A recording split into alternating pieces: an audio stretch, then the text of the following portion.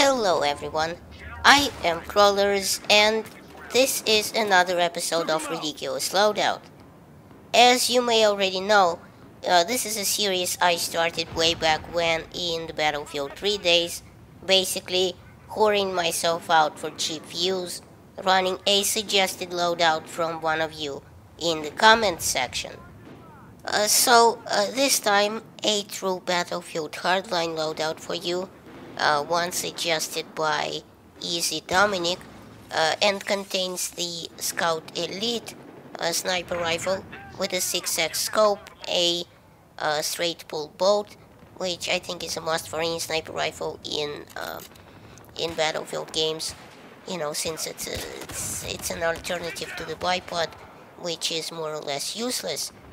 Also with me is the flash hider, and all these accessories seem to be beginner unlocks for the professional in Hardline.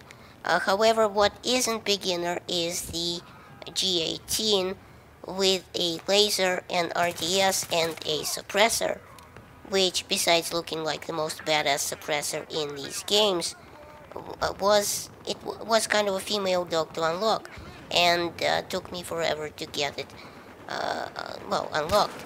Now, besides that, I have the grappling hook, as you can see, and the stealth training upgrade, which which decreases the overall noise and makes you quieter when walking or opening doors. And although I love that Hardline finally introduced openable doors to the game, they make a very loud racket when opening, so really this is a good upgrade if you're trying to sneak up on people. And the reason I had such trouble unlocking accessories for the G18 is that it's one of my least favorite guns in the Battlefield games, so getting kills with it is a bit of a chore. I know some people will swear by it and say it's the best sidearm there is, but I just can't come to an understanding with its, buckets of recoil and the high rate of fire, which is only making things worse because it's multiplying the recoil so quick. And the magazine is way too small, and, the damage per bullet is also crap, I guess to balance it out with the ridiculous rate of fire. So the best I could manage is a semi-automatic fire on pistols only servers, which where I usually got my ass handed to me because everyone else was sporting much bigger, much higher damage pistols like the 45 and so on. And the suppressor does save it a bit though, as now you kind of have a bit of an element of surprise, and sometimes are able to get the final shot in before the enemy even realizes that you're shooting at him, because you aren't making any sound. So the Scout Elite is an Austrian general purpose rifle made by Steyr that we first saw in Battlefield 4, I believe. It's an interesting rifle, coming mainly in the 7.62mm variety, but also available in the 5.56mm and other calibers. It has some interesting features like backup iron sights, adjustable trigger, and a weaver rail for attachments, a spare magazine that you can keep in the buttstock of the rifle, and an integral bipod. Now, in the game of Battlefield Hardline, it's just as it was in Battlefield 4, I dare say, this rifle is very unimpressive. Though in some weird ways in Battlefield 4, that version was actually better than in Hardline, at least according to the stats provided by Simthic. So, in Battlefield Hardline, this Scout Elite is the first sniper rifle available to the professional class, and as I said, it's super duper underpowered in nearly every way imaginable. It does a maximum damage of 75 at 45 meters, which drops off to 51 at 90 meters. Now, right off the bat, you can see a couple of things stand out, right? First of all, this rifle won't kill even in one shot at close range anywhere outside the head.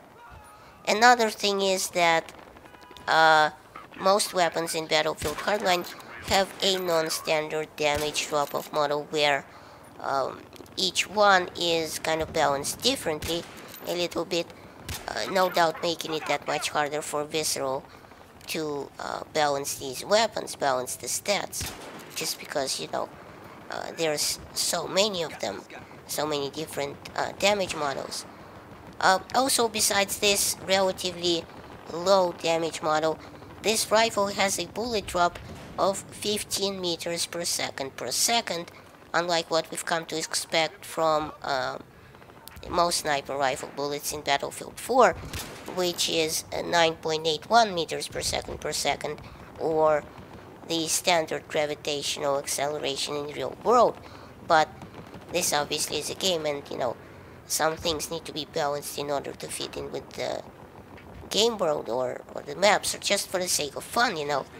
Well, this rifle is definitely not fun, at least I don't think that.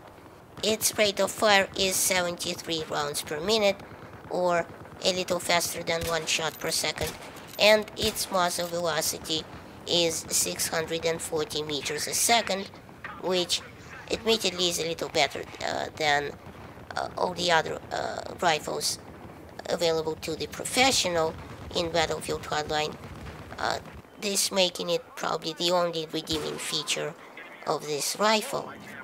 It also reloads in 2.85 seconds for the short reload and 4.3 seconds for the full reload, and has an upwards per shot recoil of 0.25 degrees, with a first shot multiplier of 2 and a right and left pulse of 0.